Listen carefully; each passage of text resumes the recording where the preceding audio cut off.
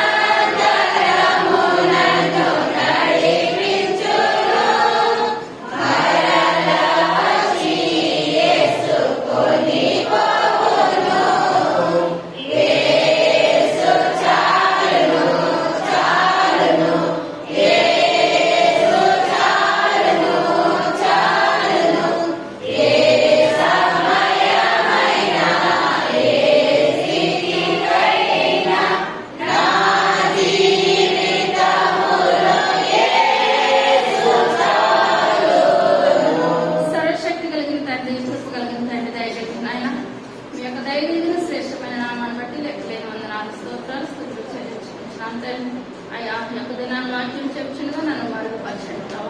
మీ యొక్క పరిశుద్ధాత్మ శక్తి చెప్పగలిగే శక్తిని నాకు దయచేయండి ప్రభావ. వినగలిగే శక్తిని బిడ్డలందరికీ దయచేయండి. ఆయన వాక్యానుసారమైన జీవితాలు అందరికీ దయచేయండి. మనం త్వరగా రాబోచున్న యేసయ్య నామమున పెట్టుకుంటున్నాము తండ్రి.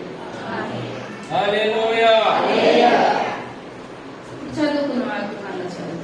అప్పుడు ఐథియోపియుల రాణి అయిన కందాకే క్రింద మంత్రి అయి ఆమె యొక్క ధనాగారం అంతటి మీదనున్న ఐథియోపియుడైన నపుంసకుడు ఆరాధించుటకు యెరూషలేమునకు వచ్చి ఉండెను. అతడు తిరిగి వెళ్ళుచు తన రథము మీద కూర్చుండి ప్రవక్త అయిన యెషయా గ్రంథము చదువుచుండెను. అప్పుడు ఆత్మ ఫిలిప్పుతో నీవు ఆ రథము దగ్గరకు పోయి దానిని కలుసుకొనమని చెప్పెను.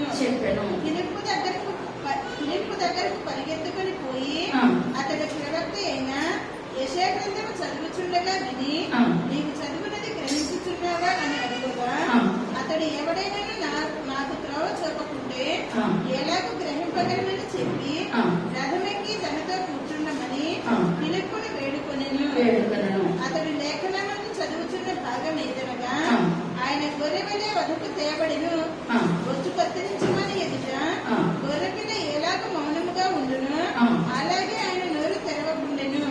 ఆయన దీనత్వమును బట్టి ఆయనకు న్యాయ విమర్శ దొరకకపోయేను. ఆయన సంతానములు ఎవరు వివరింతురు? ఆయన జీవము భూమి మీద నుండి తీసివేయబడినది. అప్పుడు నపుంసకుడు చాలా ఇక్కడ మనం చూసుకున్నట్లయితే ఇప్పుడు ఈయన ఎవరండి ఎక్కడికి వెళ్తున్నారు?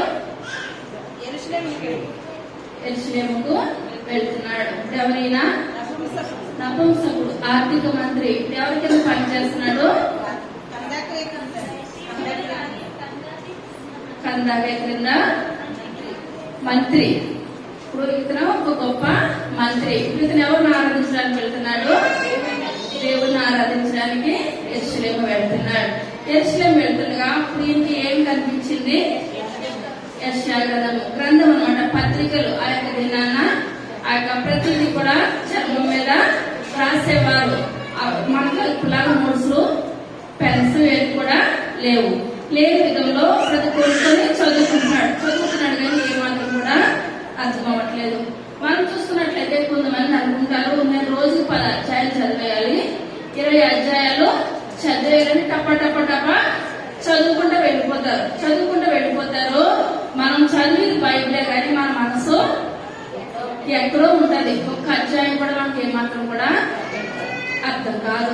మనం ఎన్ని చదివామన్నది కాదు కానీ చదివడానికి మనకి ఎంతకు అర్థమైంది అన్నది ఏంటండి మనకి కావాలన్నమాట. రోజు 100 కాదు 1000 కాదు ఎన్నైనా మనకు అర్థమైతే చదువు చదువుకొని వెళ్ళిపోవచ్చు. అర్థం కాకపోతే ఒక్క అధ్యాయం 2 అధ్యాయాలైనా మనము చదివింది మనకి అర్థమైందా లేదా అని గ్రహించి మనము చదవాలి.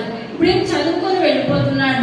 చాలా మందికి బైబిల్ పాత నిబంధన ఉన్నట్లయితే చదువు వెళ్తాం కానీ దానికి ఏమాత్రం కూడా అర్థం కాదు. చెప్పిన తర్వాత అమ్మో ఇదా అనుకున్నాం. నేను చదువుకొని వెళ్ళిపోయాను కదా, నాకు అప్పుడు ఏది కూడా అర్థం కాలేదు, ఇప్పుడు అర్థమైంది అని చెప్పితే ఒక్కసారి మనకి అది మైండ్ లో ఉంటది అనమాట.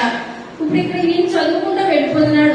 గ్రంథము కొనుక్కున్నాడు, కొనుక్కొని రథం మీద ఎక్కి వెళ్ళిపోతున్నాడు. చదువుకుంటున్నాడు కానీ ఏది కూడా అర్థం కావట్లేదు. కనుక అతనికి ఏమన్నది, వినాలి వినాలి ఆశ ఉన్నది. శ్రద్ధ గలవాడు ఐశ్వర్యవంతుడు అవుతాడు. మనం శ్రద్ధ ఉండాలి. ఏ విషయంలో అయినా సరే మనం చెయ్యాలనుకుంటే ఎంత పనైనా చేస్తాం. చేయలేమని అనుకుంటే ఒక స్పూన్ కూడా పట్టుకోలేమన్నమాట. ఇప్పుడు ఇక్కడ కూర్చున్నట్లయితే దీనికి ఎంతో శ్రద్ధ ఉన్నది. ఇది ఏంటో నేను చదివింది, నాకు అర్థం కావాలి అనుకుంటాడు కానీ అర్థం కావట్లేదు. ఇది ఎవరు ఆలోచించారు, ఎవరు చూస్తారండి? దేవాతి దేవుడు చూశాడు. దేవాతి దేవుడు చూసి అక్కడ ఫిలిప్పుతో మాట్లాడి, ఫిలిప్పు ఇప్పుడు ఆర్థిక మంత్రి ఎక్కడి నుంచి వెళ్తున్నాడు అనగా 26వ అధ్యాయం, అదే 8:26. ప్రభుదూత నీవు లేచి దక్షిణముగా వెళ్ళి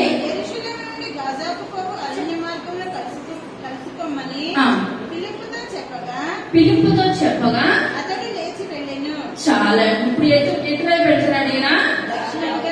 దక్షిణంగా గాజాకు పోవు మార్గంగా వెళ్ళిపోతున్నాడు. దేవుడు ఫిలిప్పుతో మాట్లాడి, ఫిలిప్పు ఆర్థిక మంత్రి యెరూషలేముకు ఆరాధించుకొని గాజాకుండా వెళ్ళిపోతున్నాడు. ఆయనకు యెషయా గ్రంథము వినాలని శ్రద్ధ కలిగింది. ఆయన చదువుతున్నాడు కానీ ఏది అర్థమవుతలేదు. నాకు ఇది చెప్పుకోడు ఉంటే బాగుందని ఎంతగానో ఎదురు చూస్తున్నాడు. నువ్వు వెళ్ళి ఆ గ్రంథం గురించి చెప్పాలి అని చెప్పినప్పుడు ఫిలిప్ ఏం చేస్తాడండి? వెళ్ళాడు. మనకు ఒకసారి పరిశుద్ధాత్మ గర్తిస్తాడు, నువ్వు లేచి ప్రార్థన చేయి. మనం చెప్పినప్పుడు ఏం చేస్తాము? ఇటు తిరిగిన వాళ్ళు మళ్ళీ అటు తిరిగి ఇంకా టైం ఉంది కదా. ఎప్పుడైతే పరిశుద్ధాత్మ తండ్రి మనల్ని సరి చేస్తున్నాడో, మనకు చెప్తున్నాడో, మనం ఏం చేయాలంటే లేగాలి. ప్రతి మాట వినట శ్రేష్టం. బలి అర్పించడం కంటే మాట వినట శ్రేష్టం. మనం దేవుని మాట వినాలి. పిలుపునంత కాసేపు వెళ్తాను, ఒక అరగంట వెళ్తానంటూ నేను ఉంటాడంటారా? ఏ మాత్రం ఉండడు. పరిశుద్ధాత్మ తండ్రి పిలుపుతో చెప్పినప్పుడు పిలుపు ఏం చేస్తాడండి? ఆ మార్గాన వెళ్ళాడు. వెళ్ళేటప్పటికి ఈయన కొనుక్కొని చదువుకుంటున్నారు కానీ నాకు అర్థమవట్లేదు అని అనుకున్నాడు. అర్థం అవ్వలేదన్న టైంకి ఇప్పుడు ఎవరు వచ్చారండి? పిలుపు గారు వచ్చి దాన్ని చెప్తున్నారు అనమాట. అదే 33వ వచనం. ఆయన దీనత్వమును బట్టి ఆయనకి న్యాయ విమర్శ దొరకకపోయెను. ఆయన సంతానమును ఎవరు వివరింతురు? ఆయన జీవము భూమి మీద నుండి తీసివేయబడినది. అప్పుడు నపుంసకుడు ప్రవక్త ఎవరిని గురించి ఇలాగ చెప్పుచున్నాడు, తన్ను గూర్చియా వేరొకని గూర్చియా దయచేసి నాకు తెలుపుమని ఫిలిప్పును అడిగెను. అందుకు ఫిలిప్పు నోరు తెరచి ఆ లేఖనమును అనుసరించి అతనికి యేసుని గురించిన సువార్త ప్రకటించెను. వారు త్రోవలో వెళ్ళుచుండగా నీళ్లున్న ఒక చోటికి వచ్చినప్పుడు ఇదిగో నీళ్లు నాకు బాప్తిస్మం ఇచ్చుటకు ఆటంకమేమని అడిగి రథము నిలుపుమని ఆజ్ఞాపించెను. ఫిలిప్పు నీవు పూర్ణ హృదయంతో విశ్వసించిన ఎడల పొందవచ్చునని చెప్పెను. చాలా ఇప్పుడు ఈయన ఫిలిప్పు గారు వచ్చి అది మీకు అర్థమవుతుందా అని చెప్పినప్పుడు ఈయన ఏమంటున్నారండి? నాకు ఎవరైనా దారి చూపుకుంటే నాకు ఏ విధంగా తెలుస్తుందని చెప్పినప్పుడు ఇప్పుడు ఆ ఫిలిప్పు గారు ఏం చేస్తారు? యేసయ్య మన కొరకే ఈ లోకంలోకి వచ్చారు. ఈ లోకంలోకి వచ్చి 33.5 సంవత్సరాలు ఈ లోకంలో ఉండి 3.5 సంవత్సరాలు కఠినమైన పరిచర్య చేశారు. పరిచర్య చేసి సిలువ వేయబడి మళ్ళీ ఆయన ఏం చేశారండి?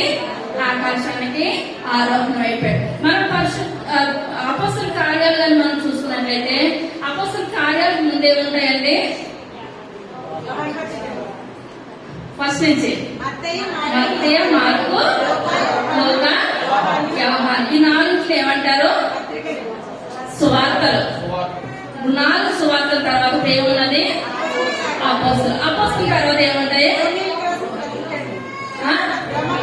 రోమపత్రిక తర్వాత మొదటి కొరింథీ, రెండవ కొరింథీ, ఇప్పుడు ఇవన్నీ ఏంటి అపోస్తల కార్యాల తర్వాత పత్రికలు.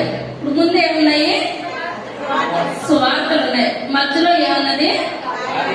అపోస్తల కార్యాలు. ఇప్పుడు పరిశుద్ధాత్మ తండ్రి చేసిన కార్యాలు అన్నమాట. ఫస్ట్ ఏమున్నాయి? సువార్తలు ఉన్నాయి. సువార్తల తర్వాత అపోస్తల కార్యాలు, పరిశుద్ధాత్మ తండ్రి చేసిన కార్యాలు.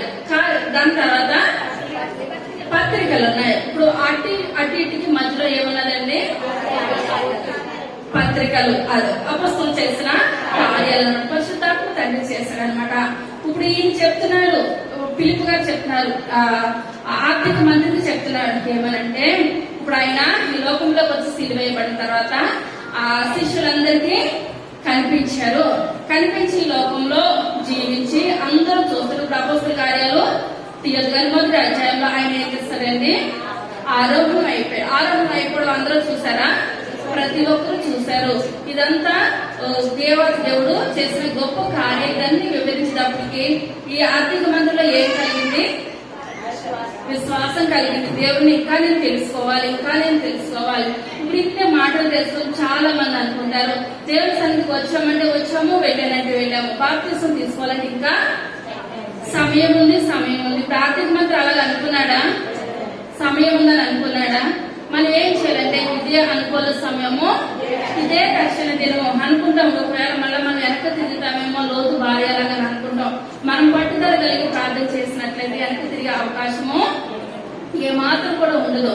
నేను అంటున్నాడు, అక్కడ అరణ్యంలో వాళ్ళకి ఏం కనిపించినాయండి? నీళ్ళు కనిపించినప్పుడు ఇప్పుడు ఈ ఆర్థిక మంత్రులు అంటున్నాడు ఏమని, నాకు ఏమన్నా ఆటంకం ఉన్నదా, నాకు బాప్తిసం ఇస్తామని చెప్పినప్పుడు పిలుపు గారు ఏం చేస్తారండి? బాప్తిసం ఇచ్చారు. ఇప్పుడు ఎవరి ద్వారా ఎవరు రక్షణ పొందారు? పిలుపు ద్వారా నపుంసకుడు రక్షణ పొందాడు. తర్వాత 9వ అధ్యాయం మొట్టమొదటి వచనం, సౌలు ఇంకను ప్రభువు యొక్క శిష్యులను బెదిరించుటయును హత్య చేయుటయును ప్రధాన యాజకుని యొద్దకు వెళ్లి ఈ మార్గమందున పురుషులనైనను స్త్రీలనైనను కనుగొనని ఎడల వారిని బంధించి యెరూషలేమునకు తీసుకుని వచ్చుటకు దమస్కులోని సమాజముల వారికి పత్రికలిమ్మని అడిగెను. అతడు ప్రయాణము చేయుచు దమస్కు దగ్గరకు వచ్చినప్పుడు అకస్మాత్తుగా ఆకాశం నుండి ఒక వెలుగు అతని చుట్టూ ప్రకాశించెను. అప్పుడు అతడు నేల మీద పడి, సౌలా నీవేళ నన్ను హింసించుచున్నావని తనతో ఒక స్వరము పలుకుట వినెను. ప్రభువా నీవెవడవని అతడు అడుగగా ఆయన నేను నీవు హింసించుచున్న యేసును లేచి పట్టణంలోనికి వెళ్ళుము, అక్కడ నీవు ఏమి చేయవలెను అది నీకు తెలియబడునని చెప్పెను. అతనితో ప్రయాణం చేసిన మనుషులు ఆ స్వరము వినిరి గాని ఎవరిని చూడక మౌనులై నిలువబడిరి. చాలండి. ఇక్కడ ప్రధాన యాజకుల దగ్గరికి వెళ్ళి సౌలు ఏం చేస్తున్నాడండి? ఒక స్త్రీలను పురుషులను ఎవరైనా యేసయ్య అన్న మాట అంటే వాళ్ళని చంపేస్తాను. అక్కడ దగ్గర స్త్రీలేంటి, చంటి పిల్లలేంటి, పెద్దవారేంటి, వాళ్ళని చూడను, వీళ్ళని చూడను, ఎవరిని కూడా చూడకుండా నేను ఏం చేస్తాను? దేవుడు అంటే చంపేస్తాను. మొట్టమొదటిగా ఆ ప్రచరిస్తున్న అటు శిష్యుల్ని నేను ఏం చేస్తాను? చంపేస్తాను. ఇప్పుడు మనము దేవుని గురించి మనం ప్రయాసపడినప్పుడు మనకి ఎవరైనా ఆటంకం కలిగితే అది ఎవరు చూసుకుంటారండి? దేవుడే చూసుకుంటాడు. మనం 1-10 మాటలు మనము ఏమాత్రం కూడా అనడానికి వీలు లేదు. ఇప్పుడు సంఘంలో దూషించినట్లయితే ఇప్పుడు ఎవరు చూసుకుంటారు? దేవుడే. మన భారం ఎవరి మీద వేసేయాలి? దేవుడి మీద వేసేయాలి. దేవా మేము మాటలు బట్టి నేను ముందుకు వెళ్తున్నాను ప్రభా, నేను అనేకమైన ఆత్మలు రక్షించాలని ప్రయాసపడుతుండగా సాతాను బహుగా నన్ను వెనక్కి లాగుతున్నాయన. మీరే గొప్ప కార్యం చేయండి అని మనం ప్రార్థన చేసినట్లయితే ఆ కార్యము దేవుడే చేస్తాడు. ఇక్కడ చూసుకున్నట్లయితే సౌలు ఏం చేస్తున్నాడు? ప్రధాన యాజకుల దగ్గరికి వెళ్ళి ఒక ఆట పట్టుకొచ్చేస్తాడు అనమాట. పట్టుకొచ్చి ఎవరన్నా దేవుడు అన్నా యేసయ్యని ప్రచురం చేసిన, వాక్యం చెప్పిన, పాట పాడినా, ఇప్పుడు నెల నిండి స్త్రీ అని లేదు, చంటి పిల్లలని లేదు, పెద్దవారని లేదు, ఎవరిని పడితే వాళ్ళని చంపడానికి బయలుదేరి వెళ్తున్న సమయం ఎవరు కలిగి చేస్తున్నారండి? దేవాది దేవుడే. ఒక్కొక్కసారి దూతల ద్వారా దేవుడు మనకి మాట్లాడతాడు, ఒక్కొక్కసారి మనుషుల ద్వారా దేవుడు మనతోటి మాట్లాడతాడు, ఒక్కొక్కసారి దేవుడే మాట్లాడతాడు అనమాట. ఇప్పుడు ఈయన దేవుడు కలుగు చేస్తున్నాడు కాబట్టి ఈయన మాట ఆలకించారు. అదే ఆర్థిక మంత్రి దగ్గరికి పిలుపు వెళ్తే సరిపోయింది. ఇప్పుడు అలాంటి పిలుపు ఇప్పుడు ఈయన దగ్గరికి వస్తే బ్రతకనిస్తాడా?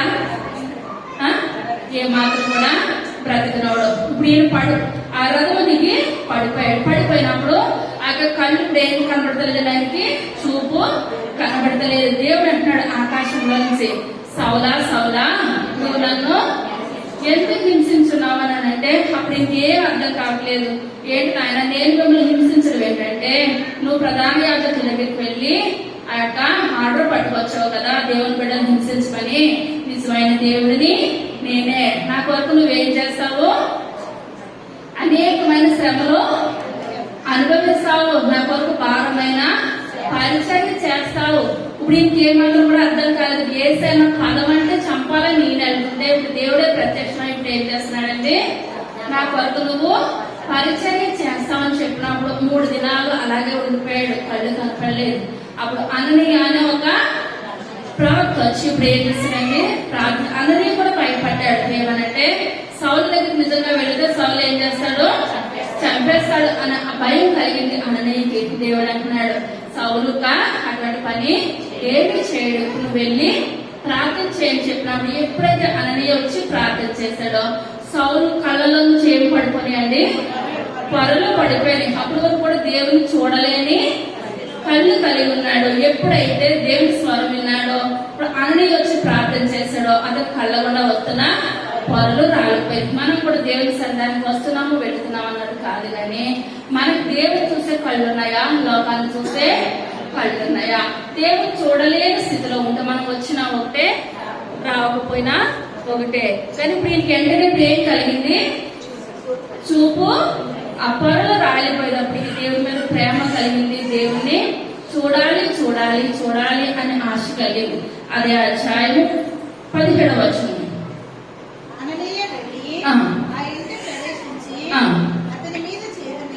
చేతులుంచి సహోదరుడా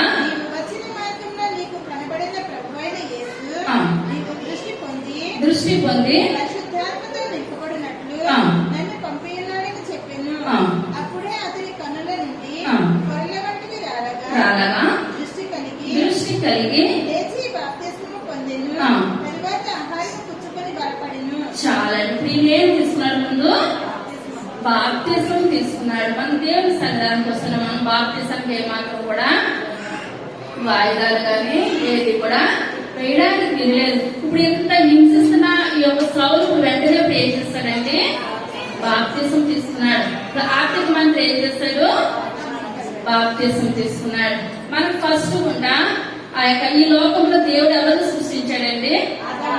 ఆదాము. జంతువులే కాకుండా మానవులు ఎవరు సృష్టించాడు? ఆదామును సృష్టించాడు. ఇప్పుడు ఆదాము ఒంటరిగా కదా, దేవుడికి ఏమనిపించింది? నేను డైలీ చల్లబొట్టి లోకంలోకి వస్తున్నాను కదా, వీళ్ళ దగ్గరికి వస్తున్నా, ఆదాము ఒక్కడే ఉంటున్నాడు, ఆదాముకు ఒక తోడు కావాలి, ఒక సహాయం కావాలి, వాళ్ళిద్దరూ నేను వచ్చేటప్పటికి ఆడుకుంటూ ఉంటారని ఆదాము గాఢ దగ్గర కలుగు చేసి దేవుడు ఏం చేస్తాడండి? ప్రకటనతో పెంపు తీసి ఒక స్త్రీని నిర్మించి ఆదాము దగ్గరికి చేర్చినప్పుడు ఆదాము అంటున్నాడు, నా ఎముకలో ఎముక, నా మాంసంలో మాంసము, నా రక్తంలో రక్తము. ఇప్పుడు ఏదైనా తోట వాళ్ళు ఏం చేస్తారంటే వాళ్ళిద్దరూ కలిసి జీవించి దేవుడు ఏ పండు అయితే తినొద్దని చెప్పాడో ఆ పండే తిన్నాడు. ఎప్పుడైతే ఆ పండే తిన్నారో దేవుడు వాళ్ళని ఏం చేస్తాడండి? ఏదైనా తోట నుంచి బయటకు పంపించేసి ఆ ఏదైనా తోట కట్టు జ్వాలలో నిలబెట్టేస్తారు అనమాట. ఇప్పుడు ఎవరు ఏదైనా తోటలోనికి అడుగు పెట్టడానికి వీలు లేదు. వాళ్ళు బయటకు వచ్చిన తర్వాత ఇంకా పిల్లలు వచ్చి అలాగే చంపుకుంటాం ఇలాగా అలాగా చేసి దేవుడి నామానికి ఏం చేస్తారు? అవమానం తెచ్చారు. అవమానం తెచ్చిన తర్వాత దేవుడికి చాలా బాధ అనిపించి ఇప్పుడు ఏం చేశాడంటే నోవహు ఉన్న కాలంలో జలప్రళయము సృష్టించాడు. జలప్రళయం సృష్టించినప్పుడు ఇప్పుడు ఎంత మంది సజీవంగా ఉన్నారండి? ఎలమండుగురు. నోవహు భార్య ముగ్గురు కుమారులు, ముగ్గురు కోడళ్ళు. మొత్తం ఎంతమంది? 80 సజీవంగా ఉన్నారు. ఇప్పుడు లోకమంతా ఏమైపోయింది? ఆదాములో వచ్చిన సంతానము అర్థమవుతుందా? ఆదాములో వచ్చిన సంతానం అంతా కూడా జలప్రళయంలో కొట్టుగా నిండిపోయింది. ఇప్పుడు ఎవరి ద్వారా బయలుదేరిందండి? నోవహు ద్వారా యొక్క సంతానము బయలుదేరింది. నోవహు ద్వారా యొక్క సంతానం బయలుదేరడం. నోవహుకి ఎంతమంది కుమారులు? ముగ్గురు. పేర్లండి?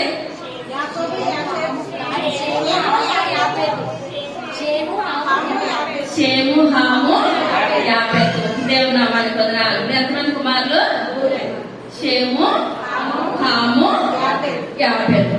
ఇప్పుడు హాము ఎవరి సంతానం అనగా మనం ఫస్ట్ చెప్పుకున్నాం కదా. ఎవరి గురించి చెప్పుకున్నాము? నపుంసకుడు. దేవుని నామానికి కరెక్ట్ గా మీరు చెప్పాలి. ఇప్పుడు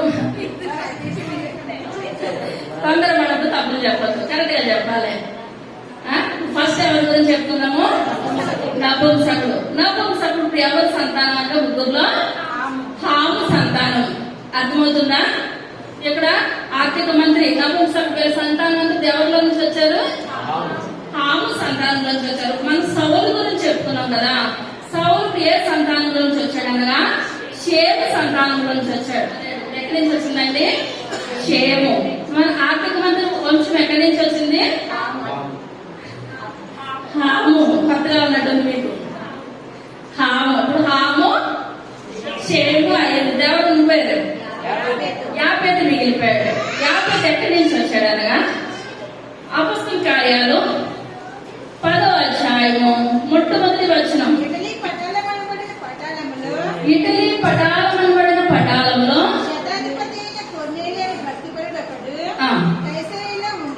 చాలండి. ఇప్పుడు కొర్నేలి అనగా దానికి అర్థం ఏంటంటే హెచ్చించబడట లేకపోతే ఘనత.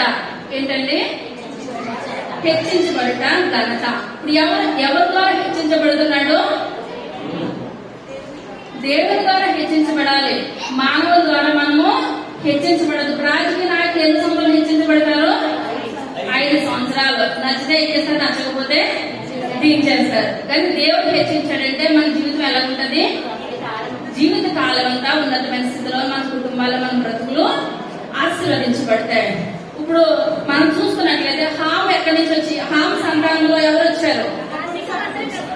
ఆర్థిక మంత్రి నపుంసకుడు. తర్వాత షేము సంతానంలో సౌలు వచ్చాడు. తర్వాత యాపెతు సంతానంలో ఎవరు వచ్చారు? కొర్నేలి. మరి మనం ఎక్కడున్నాము?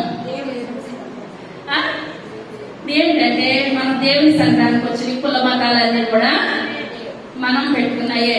10 సంవత్సరాల వరకు మన కులం ఏంటో మన మతం ఏంటో అర్థం కాదు. ఒక 60 సంవత్సరాలు 70 సంవత్సరాలు అయిన తర్వాత పెడితే తింటాము, పక్కకి వెళ్ళిపోతాము. మన జీవితం ఎలా ఉంటుందో, మన బ్రతికి ఎలా ఉంటుందో ఎవరికి కూడా తెలియదు. కానీ మనకి కులాన్ని బట్టి కాదు, మతాన్ని బట్టి కాదు, దేవుని పరిశుద్ధ గ్రంథము యేసుక్రీస్తు అందరికీ ప్రభువే. మన యొక్క పాపాలు ఒప్పుకొని మనం వెనక తిరగకుండా దేవుని చెంత మనం చేరినట్లయితే దేవుడు మనకి ఎక్కడిస్తాడంటే స్థానము పరలోకంలో. అబ్రహాం కుటుంబాశాన మనం ఏం చేస్తాము? 24 గంటలు దేవుడు పరిశుద్ధులు పరిశుద్ధులు పరిశుద్ధులు అని మనం కూర్చోడానికి దేవుడు మనకి గొప్ప అవకాశాన్ని ఇస్తాడు. ఇప్పుడు ఇక్కడ కొర్నేలి అనే అర్థం ఏంటని చెప్పాను? హెచ్చించుట, ఘనత. ఏ మాట బాగుంది? రెండు బాగానే ఉన్నాయి. దేవుడు హెచ్చించాడంటే అన్ని విధాలుగా కూడా మనల్ని హెచ్చిస్తాడు అనమాట. 10వ అధ్యాయం మొట్టమొదటి వచనం. ఇటలీ పటాలమనబడిన పటాలంలో భక్తిపరుడొకడు కైసరయలో ఉండెను. అతడు తన ఇంటి వారందరితో కూడా ఉండి చేయొచ్చు. చాలా. ఇప్పుడు ఇటలీ పటాలమడిన పటాలంలో ఎవరున్నారండి? శతాధిపతి అయిన కొర్నేలి. శతాధిపతి అంటే ఎంతమంది అండి? 100 మందికి ఈయన ఒక అధిపతి. 100 మందికి ఈయన అధిపతి అయింది. ఇప్పుడు 100 మంది మీద హెడ్ అంటే సూపర్వైజర్ కంపెనీలో ఏం చేస్తాడండి? డౌన్ డౌన్ రకాలు అంటారు అనమాట. ఏంటంటే అతను ఒక పోస్ట్ వచ్చేస్తుంది, అతను చెప్పింది ఏం చేయాలి? వినాలి. వినకపోతే బయటకు వెళ్ళిపోండి, లేదా రేపు డ్యూటీకి రావద్దు. ఇప్పుడు ఇప్పుడు అతను మానేసి అతనికి జరగలేని స్థితి కానీ అతను ఏమిటంటే నోరు విప్పితే మీరు రావద్దు. ఇప్పుడు ఇతను ఏంటంటే 100 మంది మీద అధిపతి, శతాధిపతి.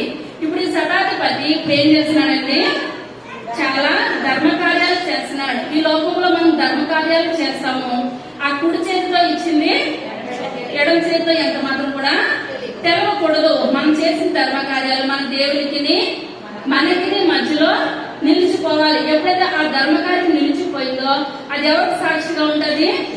దేవునికి సాక్షిగా ఉంటది. మా చిన్నప్పుడు ఒక సంఘం ఉంది, అమెరికా సహాయం వచ్చింది.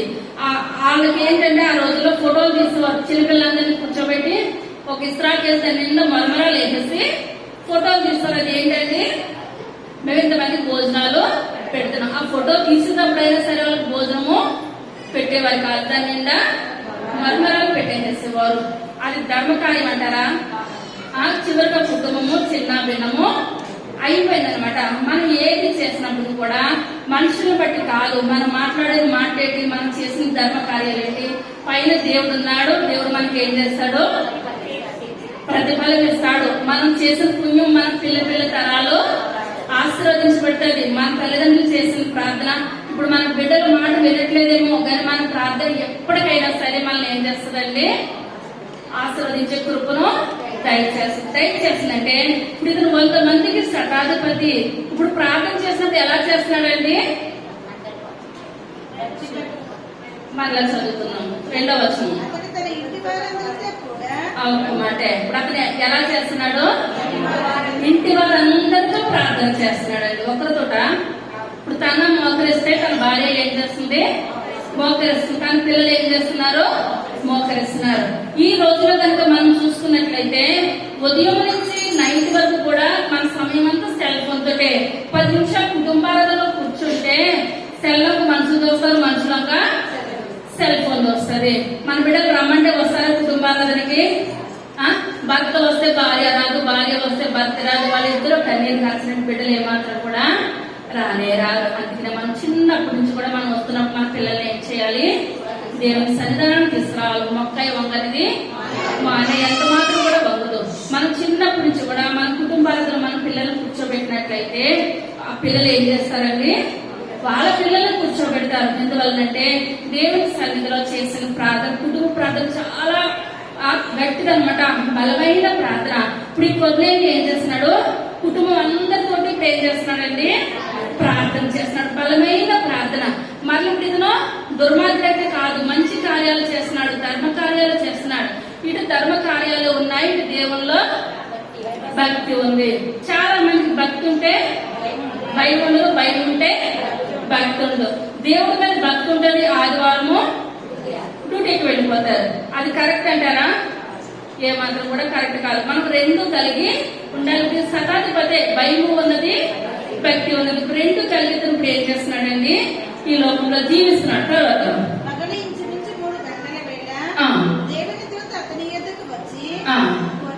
కొన్నేది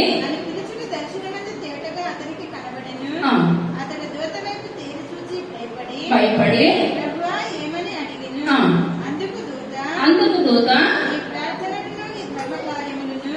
దేవుని సన్నిధికి జ్ఞాపకార్థముగా చేరినవి. ఇప్పుడు ఎవరు వచ్చేస్తారండి? ఇప్పుడు ఈయన దగ్గరికి దేవుని దూత. ఇప్పుడు ఈయన ఎన్ని గంటలు చేస్తున్నాడు ప్రార్థన? మధ్యాహ్నము 3 గంటలకి. ఇదే అపొస్తలుల కార్యాలు 3వ అధ్యాయము మొట్టమొదటి వచనం. పగలు 3 గంటలకు ప్రార్థనా కాలమున ఎక్కి వెళ్ళుచుండగా మొదలుకొని కుంటివాడని యొక్క మనుషుడు మోసుకొని పోబడుచుండెను.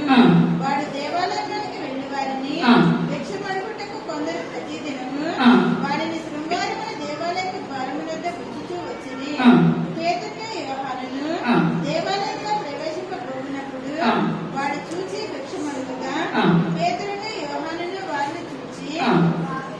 వారిని తేరి చూచి మా తట్టు చూడమని వాడు వారి యొద్ద ఏమైనా దొరుకునని కనిపెట్టుచు వారి యొద్ద లక్ష్యముంచెను. అంతటా పేతురు, వెండి బంగారము నా యొద్ద లేవు గాని నాకు కలిగినదే నీకు ఇచ్చుచున్నాను. నజరేయుడైన యేసుక్రీస్తు నామమున నడుమని చెప్పి వారి కుడి చెయ్యి పట్టుకుని లేవనెత్తెను.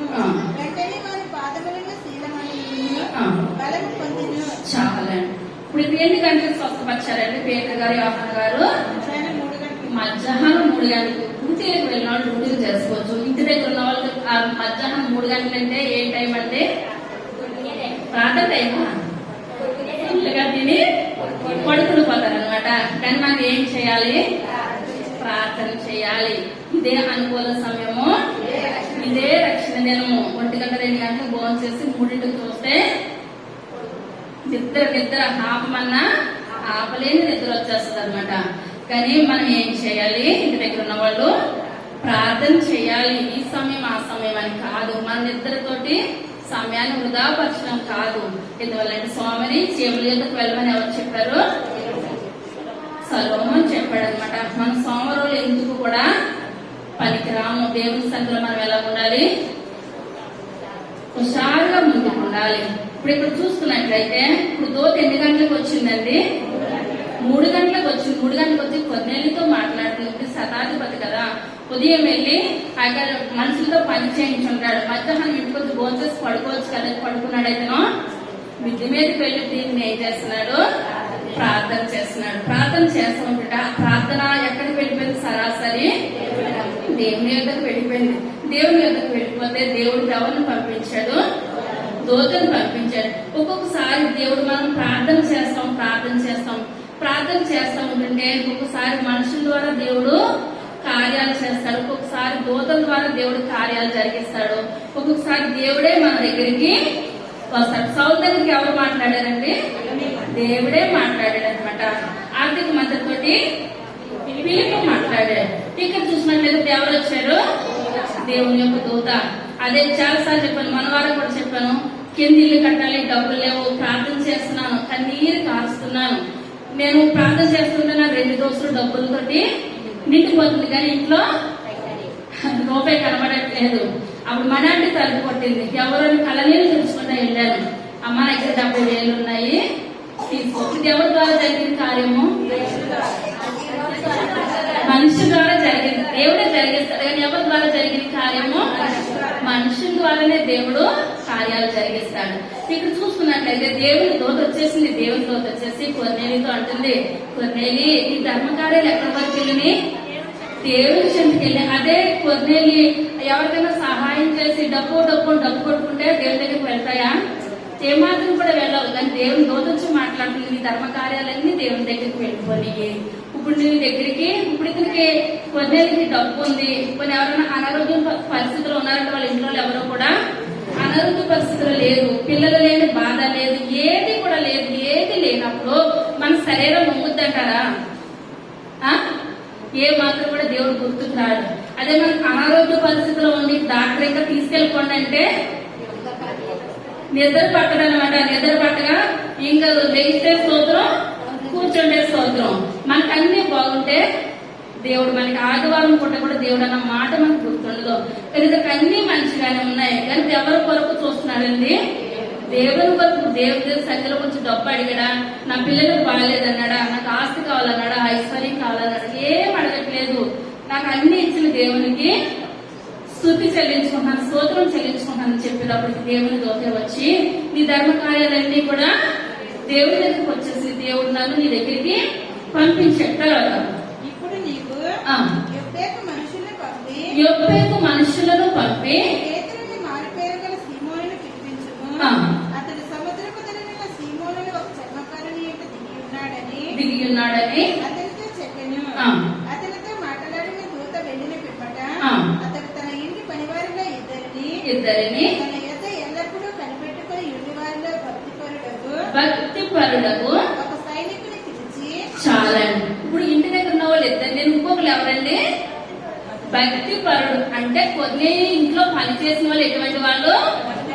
భక్తిపరుడు. ఇప్పుడు ఇతను కుటుంబాలను చేస్తున్న భార్య రానంటుందా? పిల్లలు రానంటున్నారా? ఇప్పుడు ఏం ఓకే, తన కుటుంబాన్ని అయితే పెట్టుకున్నాడు. పని వాళ్ళు వచ్చి పని అయిపోయిన తర్వాత ప్రార్థన పెట్టుకుందామంటే ఏమంటారు? టైం అయిన తర్వాత కంపెనీలో 5 నిమిషాలు ఉంటారా?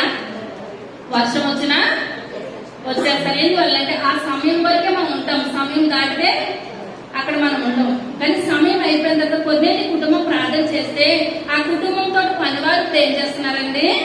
ప్రార్థన చేస్తున్నారు. కొర్నేలియ మంచివాడు అంటే కొర్నేలి ఇంట్లో పని చేస్తున్నారు భక్తి పరుడు అంటే దేవుడు సాక్ష్యం చెప్తున్నారు. కొర్నేలియా చెప్తున్నాడు. దేవుడు కొర్నేలి గురించి చెప్తుంటే కొర్నేలి ఎవరి గురించి చెప్తున్నాడు? పనివాడి గురించి. ఇంట్లో పనివాడి గురించి ఎటువంటి వారు ఉన్నారు? భక్తి పరులు. ఇప్పుడు ఎంతమందికి పంపిస్తున్నాడు దేవుడు? ఇప్పుడు యొప్పేన్న పట్టణంలో ఇప్పుడు ఎవరున్నారు? పేతురు గారు దిగారు. మీరు అర్జెంట్ ఇప్పుడు ఎవరిని పిలుచుకురావాలి? దూత వచ్చి చెప్తుంది. పేతురు గారు యొప్పే దగ్గర ఉన్నారు, చర్మ కాలనీ అంట, ఆయన దిగారు. మీరు ఇంటి దగ్గర నుంచి మనుషులను పంపినప్పుడు పేతురు గారిని మీరు తీసుకురండి. ఇప్పుడు అక్కడ పక్కనే ఉన్నాడు, దగ్గరలోనే ఉన్నారు. ఎవరున్నారు? పిలుపు గారు ఉన్నారు. ఆర్థిక మంది అయితే వెళ్ళమంటే 5 నిమిషాలు వెళ్ళిపోయాడైనా వెళ్ళిపోయాడా? ఇప్పుడు ఇంటికి దగ్గరలోనే ఉన్నారు. ఎవరున్నారు? పిలుపు గారు ఉన్నారు. దాన్ని దేవుడు ఒక్కొక్కరు కొరకే వాడుకుంటాడు. అర్థమవుతుందంటారా? ఆర్థిక మంత్రి దగ్గరికి వెళ్ళాడు పిలుపు గారు. అక్కడ ఆర్థిక మంత్రికి వాక్యం చెప్పాడు, బాప్తిసం ఇచ్చారు. ఇప్పుడు ఇద్దరు పోతాడు. ఇప్పుడు ఎవరు కావాలి? పేతురు గారు కావాలి. మరి పిలుపు గారు ఎందుకు వద్దు? అక్కడ ఒక కార్యం జరగాలి. ఇప్పుడు ఏంటంటే పేతురు గారిలో ఒక అహంకారం ఉంది, ఒక గర్వం ఉన్నది. ఎందుకు పేతురు గారైనా అహంకారం గర్వం అని అనుకుంటున్నారు. కొంతమంది అన్ని బాగుంటాయి కానీ కొంతమందికి కుల గర్వం ఉంటుంది. మేము లేస్తే మా దాకా ఎప్పుడు కులాల గురించి చెప్పడం వేరే అనుకోకుండా వాక్యం వస్తుంది. ఇప్పుడు ఏంటంటే పేతురు గారిలో మేము యూదులు, మేము అన్యుల దగ్గరికి వెళ్ళము, అన్యులతో మేము మాట్లాడడం, అన్యులతో మేము సాంగత్యం చేయము. అదే యోహాను సువార్త 4వ అధ్యాయము 9వ వచనం. అందుకు నికోదేము 4:9 ఆ సమరయ స్త్రీ, యూదుడవైన నీవు సమర స్త్రీనైన నన్ను దాహమునకిమ్మని ఎలాగో అడుగుచున్నావని ఆయనతో చెప్పెను. యూదుల సమరయులతో సాంగత్యము చేయరు. ఏం చేయరంటండి? సాంగత్యమే చేయరంటండి. మాటలాడరు. ఇప్పుడు దేవుడు ఇప్పుడు ఏ వంశము? యోధా గోత్రము. దేవుడు యూదుడు. ఇప్పుడు సమరయ స్త్రీ అన్యురాలు అన్నమాట. అన్యురాలు అయినప్పుడు ఆ యొక్క బావి దగ్గరికి ఎప్పుడు వచ్చింది? మిట్ట మధ్యాహ్నం ఎవరు చూడలేని ప్రదేశంలో ఆమె వచ్చింది. ఆ సమయంలో ఆమె వస్తుందని ఎవరికి తెలుసు? దేవుడికి తెలుసు, యేసయ్యకి తెలుసు. యేసయ్యకి తెలిసి అదే సమయంలో అక్కడికి వచ్చినప్పుడు యేసయ్య అడుగుతున్నాడు, నాకు దాహానికి నీళ్ళమ్మని అడిగినప్పుడు ఈమె ఇవ్వచ్చు కదండి. కానీ ఏమంటుంది? మీరు యూదులు, మేము సమరయులము. యూదులు సమరయులతో ఏమాత్రం కూడా సాంగత్యం ఉండదు కదా. దాహానికి నన్ను నీళ్ళగా అడుగుతున్నావు. ఇది యాకోబు తవ్వించిన బావి. ఏమంటుంది? నువ్వు యాకోబు కన్నా గొప్పవాడువా? దేవుని నామానికి వందనాలు. మన తండ్రి ఎవరికన్నా గొప్పవాడండి? అందరికన్నా గొప్పవాడే మన దేవాతి దేవుడు. అప్పుడు యేసయ్య అంటున్నారు, నువ్వు ఇచ్చిన నీళ్లు తాగితే మళ్ళీ వెంటనే దాహం వేస్తుంది. నేను ఇచ్చిన నీళ్లు తాగేవాడు ఎన్నడూ కూడా దప్పికొనడు. దేవుని నామానికి వందనాలు. ఇప్పుడు ఏమన్నది? సమరయ స్త్రీ, యూదులు సమరయులతో సాంగత్యం చేయరు. అదే స్థితిలో ఉన్నారు. ఎవరున్నారు? పేతురు గారు యూదులు. ఇప్పుడు కొర్నేలి అన్యుడు. అర్థమవుతుందా? ఇప్పుడు లైన్కి వస్తే షేము, హాము, యాపెతు ముగ్గురు ఎవరు? అందరూ అన్నదమ్ములే. ముగ్గురు అన్నదమ్ములే, ఒక దగ్గర నుంచి వచ్చిన వాళ్ళే. కానీ భేదాలు ఎవరు పెట్టుకున్నామో మనం పెట్టుకున్నాయి. ఇప్పుడు ఇతని కొన్నేళ్ళు ఎక్కడి నుంచి వచ్చాడు? యాపెతు నుంచి వచ్చాడు అనమాట. ఇప్పుడు యాపెతు నుంచి వచ్చిన అతను అన్యుడు అయిపోయాడు. ఇప్పుడు ఇక్కడ పేతురు గారు ఇప్పుడు యూదుడు అయిపోయాడు. పేతురు గారు ఆయనలో ఉన్నది ఏంటంటే, నేను యూదులతోటే మాట్లాడతాను, నేను యూదులకే వాక్యం చెప్తాను, అన్యులతో సహవాసము చెయ్యను, అన్యులతోటి వాళ్ళు ఇచ్చిన మంచినీళ్ళు కూడా నేను తాగను.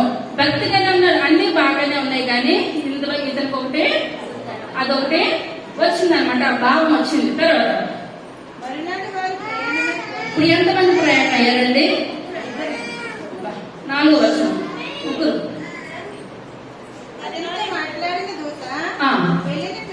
వెళ్ళిన పిమ్మట తన ఇంటి పనివారిలో ఇద్దరిని ఎల్లప్పుడూ కనిపెట్టుకుని ఉండి వారిలో భక్తిపరులకు ఒక సైనికుని పిలిచి పిలిచి వారికి ఈ సంగతులన్నీ వివరించి వారి యొప్పేకు పంపెను. ఇప్పుడు మొత్తం ఎంతమంది వెళ్ళారు? ముగ్గురు వెళ్ళారు. వాళ్ళిద్దరూ భక్తిపరుడకు సైనికుడు. వీళ్ళు ముగ్గురు పగలు ఎన్ని గంటల దర్శనం వచ్చింది? తోట 3 గంటలు. ఇప్పుడు ఎన్ని గంటలకు బయలుదేరారు? ఎంతమంది బయలుదేరారు?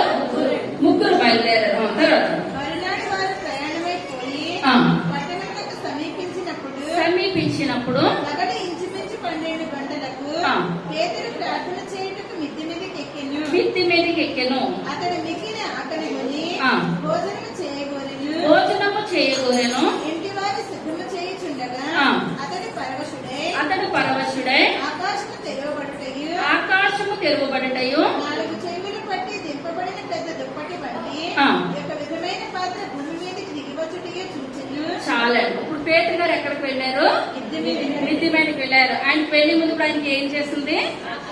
ఆకలేస్తుంది. ఒక్కొక్కసారి మగవాళ్ళు ఏం చేస్తారంటే ఇంటికి వస్తారు, భోజనం అయిందా అంటే స్త్రీ ఏమంటదండి, ఒక 10 నిమిషాల్లో అయిపోతుంది, తొందరగా వస్తారని అనుకోలేదు, ఆలస్యమైందనంటే సర్లే కాసేపు నేను ప్రార్థన చేసుకుంటే ఈలోగా వంట అయిపోతే నన్ను పిలువని చెప్తారు. ఇప్పుడు ఈయన అలాగే ఇంటి వాళ్ళు ఇప్పుడు ఏం చేస్తున్నారంటే భోజనాన్ని సిద్ధపరుస్తున్నారు. ఆ సిద్ధపరిచినంత సమయం కూడా వేస్ట్ చేయడం ఎందుకని ఈయన ఎక్కడికి వెళ్ళారు?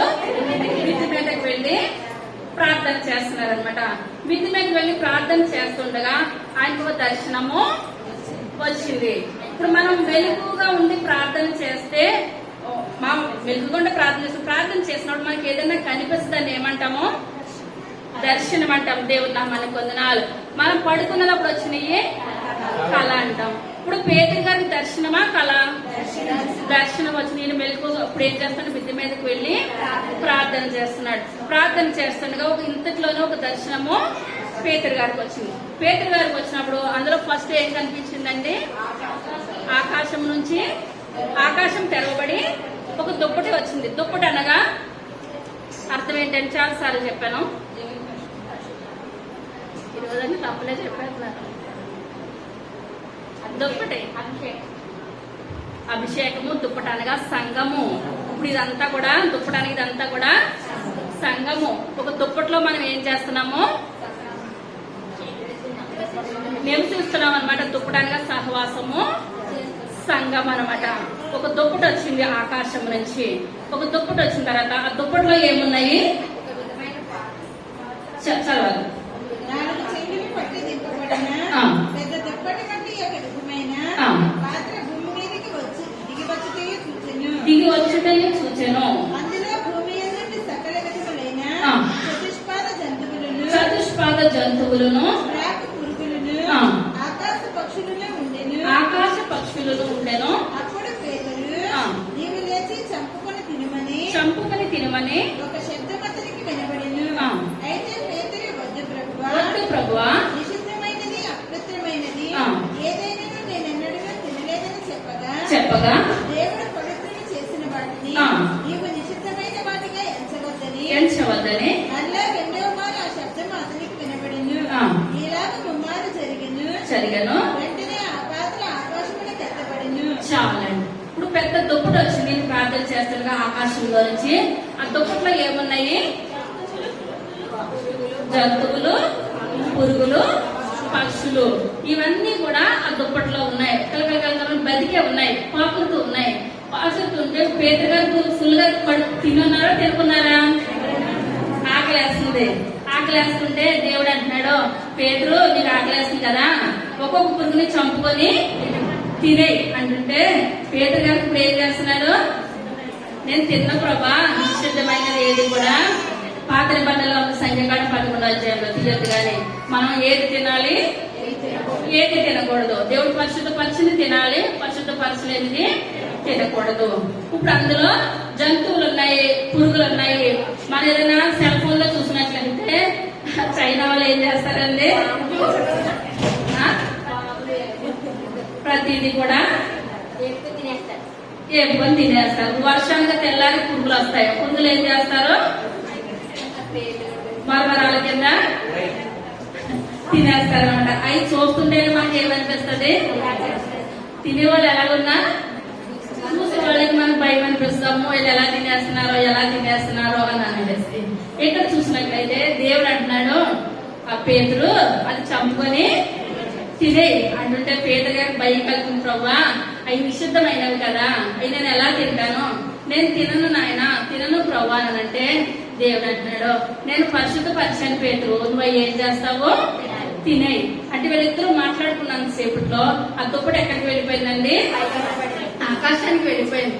ఎప్పుడైతే ఆకాశానికి వెళ్ళిపోయిందో ఆయన ఆలోచిస్తున్నారు, ఏంటి దేవుడు ఇలా పంపించాడు, ఏంటి తిని చెప్పాడు, ఆయన తినలేని చెప్పాడు కదా, అందులో తినలేని వస్తువులు ఉన్నాయి కదా, అయినా చంపు తినమన్నాడు ఏంటి, దేవుడే పరిశుద్ధపరిచానని మాట్లాడుతున్నాడు ఏంటి, దేవుడే పరిశుద్ధపరిచానని మాట్లాడుతున్నాడు ఏంటి అని పేదరు గారు ఏం చేస్తున్నారండి, ఆలోచిస్తున్నారు. మనకు ఒక్కొక్కసారి కళ వస్తుంది, కళ వచ్చినప్పుడు చెడ్డగాలు వచ్చిందనుకోండి, దురాత్మలు వచ్చి మళ్ళీ ఏలుబడి చేసేస్తున్నాయి, మన పీక నొక్కేసినట్టు వచ్చిందనుకోండి, అప్పుడు మళ్ళీ ఎవరు లేపడానికి కూడా రారు, మనం భయపడతాం, పదులు పెడతాం. కొంతమంది అంటారులే, నాకు దాని ఎప్పుడు కూడా దురాత్మలను కలవ కానీ బయట కానీ పీడించడం లేదు కానీ ఇప్పుడు నన్ను లేపుతారని అనుకున్నాను, దయ్యం వచ్చిన మెడను నొక్కేస్తుంది, మీరు మాట్లాడుతున్నారు నన్ను లేపలేదని అంటారు, కానీ నొక్కేస్తున్నాను వాళ్ళకి తెలుస్తుంది, దురాత్మకు తెలుస్తుంది, పక్కన ఉన్న వాళ్ళకి అర్థం కాదు.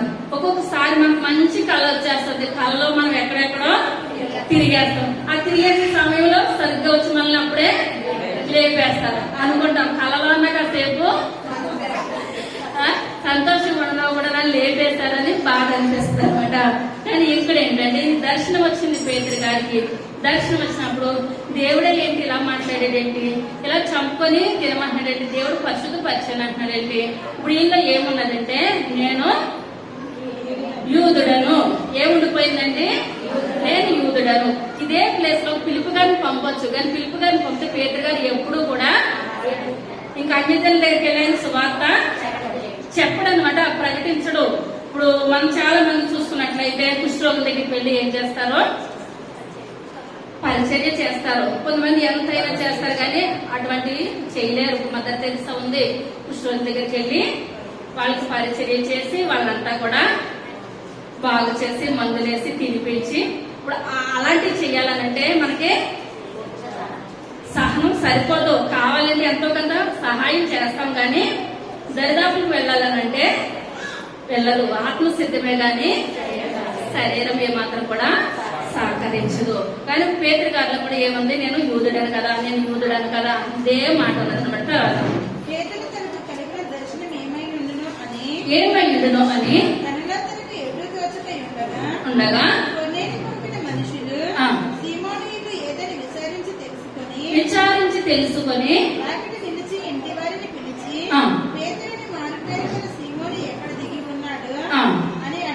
అని అడిగిరి. ఆత్మ దిగి వెళ్ళుము,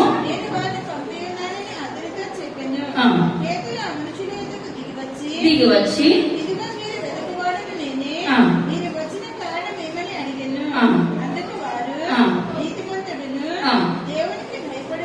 భయపడేవాడును,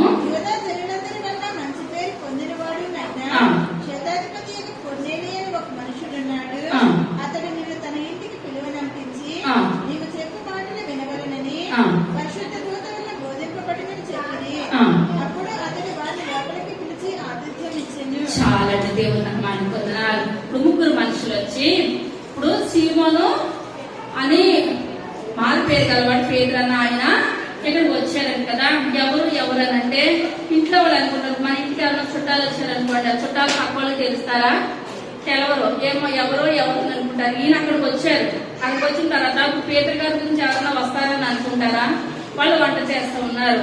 ఇక్కడ పేదరు గారు వచ్చారంట కదా, సీమోన్ అని మారు పేరు కదా, పేదరు గారు వచ్చారంట. పేదరు గారు వచ్చినట్టు ఈ స్వరం ఎవరు వింటున్నారు, మిద్ది మీద ఉన్న పేదరు గారే వింటారు కదా, ఇంట్లో వంట చేస్తున్నా వాళ్ళు ఆలోచించలేదు. ఆలోచించిపోయేటప్పుడు దేవుడు మాట్లాడుతున్నాడు, వాళ్ళు ఎదుర్కొంటూ వచ్చిన ఎవరి కొరకు వచ్చారు, నీ కొరకే వచ్చారు, నువ్వు కిందకి వెళ్ళి వాళ్ళని లోపలికి పిలువనంపించు. దేవుడు అంటున్నాడు, నువ్వు నిషిద్ధం అని అనుకుంటున్నావు కదా, నిషిద్ధమైనది నేను వాళ్ళని ఏం చేస్తున్నాను, పరిశుద్ధపరిచాను. నేను వాళ్ళని పరిశుద్ధపరిచాను కనుక నువ్వు వాళ్ళ ఇంటికి వెళ్ళాలి, అన్యులు అని వాళ్ళ పక్కన ఏమాత్రం కూడా పెట్టడానికి వీల్లేదు. నేను ఈ లోకంలోకి వచ్చిన అందరి కొరకు కూడా సిలువ వేయబడ్డాను. ప్రతి ఒక్కరు కూడా ఇప్పుడు ఎక్కడ ఉండాలి? పరలోక రాజ్యంలో ఉండాలి. ఇప్పుడు మనకి వాళ్ళని కానీ వీళ్ళని కానీ ఆ గ్రీస్ దేశస్తులని కానీ మనకి ఏ భేదము లేదు. మనందరం ఎవరి రక్తంలో కడగబడుతున్నామండి? యేసయ్య రక్తంలో కడగబడుతున్నాం అని చెప్పినప్పటికీ ఆ పేతురు గారు కిందకు వచ్చిన తర్వాత వాళ్ళ ముగ్గురిని లోనికి పిలిచిన తర్వాత పేతురు గారు వాళ్ళకి ఏం చేశారండి? ఆతిథ్యం ఇచ్చారనమాట. భోజనము పెట్టారు. లేకపోతే గ్లాసులు మంచినీళ్ళు కూడా అన్యులకి పేతురు గారు ఇచ్చే స్థితి ఏమాత్రం కూడా లేదు. తర్వాత వారితో కూడా బయలుదేరను. వారితో కూడా వెళ్ళిరి. కొర్నేలి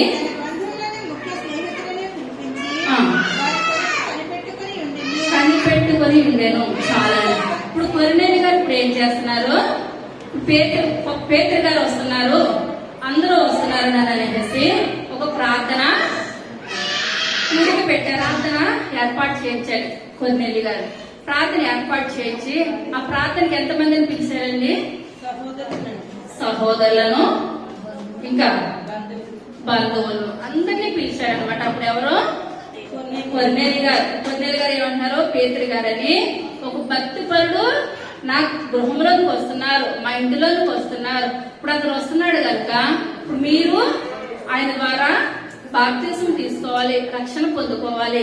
నా కుటుంబం ఎలాగుందో మీ కుటుంబం కూడా ఆ విధంగా ఉండాలి అని కొర్నేలి గారు ప్రేమ చేస్తారంటే బంధువులను స్నేహితులను అందరూ కలిసి ప్రేమ చేస్తున్నారు. వాళ్ళు వచ్చేలాగా పాటలు పాడుకుంటున్నారు అనమాట. ఆ ప్రార్థనలో కూర్చున్నారు.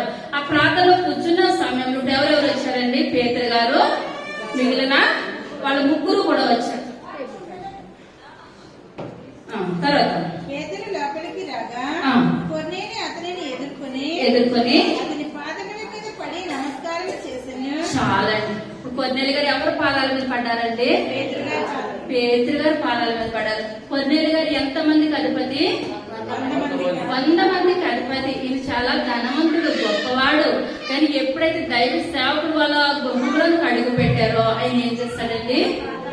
పాదాల మీద పడిపోయాడు అనమాట.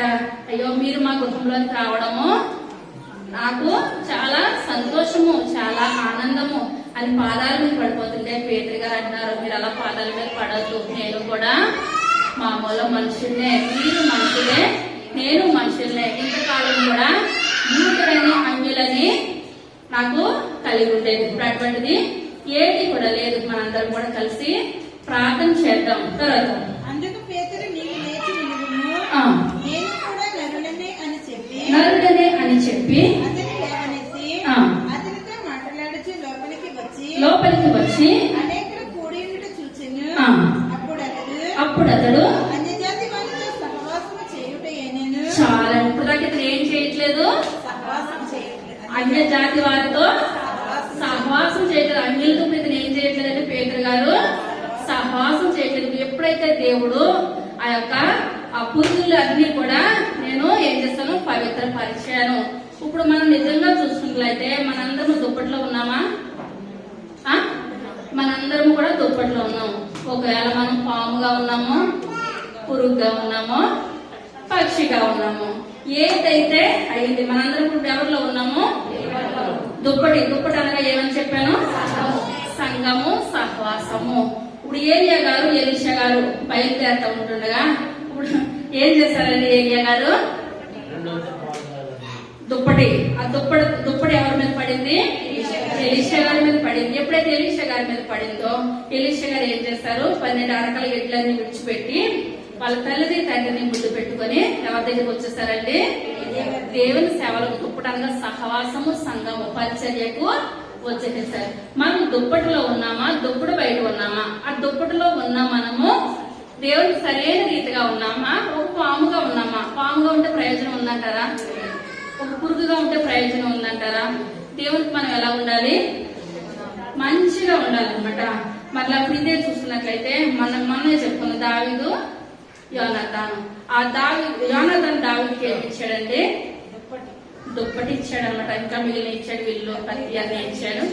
దుప్పటి అనగా ఇప్పుడు ఏంటంటే సహాసముడు. నాకు రాజు కొడుకన్నా భేదం లేదు, నువ్వు గొర్రెలు కాసుకుంటావన్నా భేదం లేదు. మనం ఎవరిలో ఉన్నాము? దుప్పటి సహవాసం, దేవుల్లో మనం ఉన్నాము. మన జీవిత కాలం కూడా ఇదే ప్రేమ కలిగి మనం ఏం చేద్దాము? జీవిద్దాం. చివరి వరకు జీవించారంటారా? దావీదు యోనాతాను జీవించారు. ఇప్పుడు ఏలియా గారు జీవించినట్టు ఎలీషా గారు జీవించారా? జీవించారు. మనం కూడా దుప్పట్లో ఉన్నాం. మనం జీవితకాలం జీవిద్దామన్న వాళ్ళు చేతుల పైకి ఎత్తాం. యూదులని కానీ అంజలని కానీ మనకి ఏ భేదము లేదు. ఈ లోకంలోనికి ఎలాగ వచ్చామో మనం ఎలాగ వెళ్ళిపోతామండి, అలాగే వెళ్ళిపోతాం. ఉన్నంత కాలం కూడా నేను దుప్పట్లో నేను ఉన్నానా, సంఘంలో నేను ఉన్నానా, సహవాసంలో నేను ఉన్నానా, లేకపోతే దుప్పటి బయట లోకంలో ఉన్నానా? లోకంలో కనుక ఉన్నట్లయితే మన జీవితాలు ఎలా ఉంటాయండి? వ్యర్థము, ఎందుకు పనికి రాకుండా అయిపోతాయి. తర్వాత అప్పుడు అతడు అన్యజాతి వారితో సహవాసము చేయుట అయినను అట్టి వారిని ముట్టుకొనుట అయినను యూదునికి ధర్మము కాదని మీకు తెలియను. అయితే ఏ మనుషుడును నిషేధింపదగిన వాడని అయినను అపవిత్రుడని అయినను చెప్పకూడదని దేవుడు నాకు చూపించి ఉన్నాడు. చెప్పకూడదని చూపించాడంటే ఇంతకాలం కొడుకుల్లో ఏమున్నదండి? నేను యూదుడను అన్నది ఉందా? ఎప్పుడైతే దర్శనం వచ్చి అతనిలో ఏం వెళ్ళిపోయింది? అందరూ ఒకటే. సౌలు కళ్ళ నుంచి పొరలు ఎలా రాలిపోయి ఇతరులో నుంచి ఆ భేదం అన్నది తొలగిపోయింది అనమాట. తర్వాత పిలిచినప్పుడు చక్కగా వచ్చితిని గనుక ఎందు నిమిత్తము నన్ను పిలువనంపితురు దానిని గూర్చి అడుగుచున్నానని వారితో చెప్పాను. అందుకు కొర్నేలి 4 దినముల క్రిందట పగల 3 గంటలు మొదలుకొని ఈ వేళ వరకు నేను ఇంటి ప్రార్థన చేయుచుండగా. ఎప్పటి నుంచి ఎప్పటిదాకా చేస్తున్నానండి? మళ్ళా చదువుకుందాం. అందుకు కొర్నేలి 4 దినముల క్రిందట పగల 3 గంటలు మొదలుకొని ఈ వేళ వరకు. చాలు. ఎప్పటి నుంచి ఎప్పటి వరకు? 4 దినాల నుంచి. పేతురు వచ్చే వరకు ఇప్పుడు ఈయన ఏం చేస్తున్నాడు? ప్రార్థనే. మనం గుడ్ ఫ్రైడే రోజు 3 అయ్యే వరకు ఉండాలంటే కొంతమంది సరిగ్గా 2 దాటాక వస్తారనమాట. ఎందువల్లంటే ఎలాగ 3 అయ్యే వరకు కూర్చోవాలి. ముందుకాలు వెనక్కాలు ముందుకి. ఆత్మసిద్ధమే గాని శరీరం వాళ్ళని. ఎన్ని దినాల నుంచి కూర్చున్నారు, ఎదురు చూస్తున్నారు? దేవుని దూత వచ్చిన కాడి నుంచి కూడా పేతురు గారు వస్తారని పేతురు గారు వచ్చి అంటున్నారు. అన్ని బాగానే ఉన్నాయి కదా. నన్ను ఎందుకు పిలిచారు, ఏ విషయంలో నన్ను పిలిచారనంటే నేను పగలు 3 గంటలకి దినదినము నేను ప్రార్థన చేసుకోవడానికి మిద్ది మీదకి వెళ్తాను. మిద్ది మీదకి వెళ్ళినప్పుడు దేవుని దూత నా దగ్గరికి వచ్చి, నీ ధర్మ కార్యాలన్నీ నా దగ్గరికి వచ్చినాయి, నువ్వు ఇలాగ పేతురు అని మారు పేరు గల సీమోను చర్మ కారినట్టు దిగి ఉన్నాడు, ఆయన్ని నీ దగ్గరికి పిలువు నంపించని చెప్పిన కాడ నుంచి నేను ఏం చేస్తున్నాను? మీ కొరకు ప్రార్థన చేస్తున్నాను, ఎదురు చూస్తూ ఉన్నాను. మనం ఒక్క పూట ఉపవాసం ఉన్నామంటే 10 మందికి చెప్పేస్తామా లేదా? నేను బయటికి రాలేనండి, ఉపవాసం పూట ఏమంటారు ఇక్కడ? ఒక్క పొద్దు ఎన్ని చెప్పాడండి ఈయన? నేను మీ కొరకు ఎదురు చూస్తున్నాను అంతే అని చెప్పినప్పుడు పేతురు గారికి ఏమంటున్నారో, నేను ఇంతకాలం కూడా అంజలతో సహవాసం చేయకూడదని నేనున్నాను. దేవుడు నాతో మాట్లాడాడు కనుక నేను ఎక్కడికి వచ్చాను? మీ దగ్గరికి వచ్చాను. తర్వాత ప్రకాశమానమైన వస్త్రము ధరించిన వాడొకడు నా ఎదుట నిలిచి కొర్నేలి ప్రార్థన వినబడెను. ఈ ధర్మకార్యంలో దేవుని సముఖమందు జ్ఞాపకం ఉంచబడి ఉన్నవి కనుక నీవు ఎప్పేక వర్తమానము పంపి పేతురును మారుపేరు గల సీమోనుని పిలిపించుము. అతడు సముద్రపు ధరనున్న చర్మకారుడైన సీమోను ఇంట దిగి ఉన్నాడని నాతో చెప్పాను. వెంటనే నిన్ను పిలిపించి తిని నీవు వచ్చినది మంచిది, ప్రభువు నీకు ఆజ్ఞాపించినవన్నీ వినుటకై ఇప్పుడు మేమందరము దేవుని ఎదుట ఇక్కడ కూడి ఉన్నామని చెప్పాను. అందుకు పేతురు నోరు తెరిచి ఇట్లనెను, దేవుడు పక్షపాతి కాడని నిజముగా గ్రహించి ఉన్నాను. ఎవరు పక్షపాతి కాడండి? దేవుడు పక్షపాతి కాడు. ఈ లోకంలో దుర్మార్గులు ఉన్నారనుకోండి, దుర్మార్గుల మీద సూర్యుడు ఉదయిస్తున్నాడు, మంచి వారి మీద కూడా సూర్యుడు ఉదయిస్తున్నాడు. ఈ యొక్క గాలి అందరం కూడా తీసుకున్నాం, మీరందరం కూడా తాగుతున్నాం. ఎందువల్లంటే గోధుమలు గురుగులు ఒక చోటనే మొలుస్తాయి. ఆ సమయం వచ్చినప్పుడు దేవుడు పురుగుల్ని గోధుమల్ని వేరు చేస్తాడు. ప్రతి ఒక్కరికి సమయం వస్తుంది. ఆ కొంతమంది తొందరగా మార్పు చెందుతారు, కొంతమందికి సమయం వస్తుంది, కొంతమందికి దేవుడు దిగొచ్చినా సరే ఏమాత్రం కూడా మార్పు రాదనమాట. ఇప్పుడు పేతురు గారు అంటున్నారు, ఏమని దేవుడు ఏమాత్రం కూడా పక్షపాతి కాడు, ఎవరిని కూడా దేవుడు విడిచిపెట్టడు. పురుగులనేంటి, పక్షులనేంటి, ఆకాశ పక్షులంటి, ప్రతి ఏ విషయము కూడా దేవుడు ఏం చేస్తాడండి, ఏ పూట ఆహారం ఆ పూట పెడతాను. దేవుడిని కూడా ఫస్ట్ నుంచి దేవుడు అయితే మన దేవుడు ఏమాత్రం కూడా కానే కాదు. తర్వాత ప్రతి జనములోను ఆయనకు భయపడి నీతిగా నడుచుకుని వారిని ఆయన అంగీకరించును. యేసుక్రీస్తు అందరికీ ప్రభు. ఆయన ద్వారా దేవుడు సమాధానకరమైన సువార్తను ప్రకటించి ఇశ్రాయేలుకు పంపిన వర్తమానం మీరెరుగుదురు. యోహాను బాప్తిస్మం ప్రకటించిన తరువాత గలిలయ మొదలుకొని చాలా ఇదంతా కూడా యోహాను గారు బాప్తిస్మం ఇచ్చిన కాడి నుంచి కూడా ఇప్పుడు ఈయన బాప్తిస్మం గురించి చెప్తున్నారు. కొన్నేళ్ళ గారికి అన్ని ఉన్నప్పుడు ఏం కొద్దువా, బాప్తిస్మం కొద్దువా. ప్రార్థన మందికి ఏం కొద్దువా, డబ్బు గురించి వచ్చాడా, అతనికి ఏం కొద్దువైంది, బాప్తిస్మం కొద్దువైంది. ఇప్పుడు సౌలు గారికి ఏం కొద్దువైంది, బాప్తిస్మం కొద్దువైంది. సౌలు గారికి ఎవరు ఇచ్చారండి బాప్తిస్మము, అనని ఇచ్చాడు.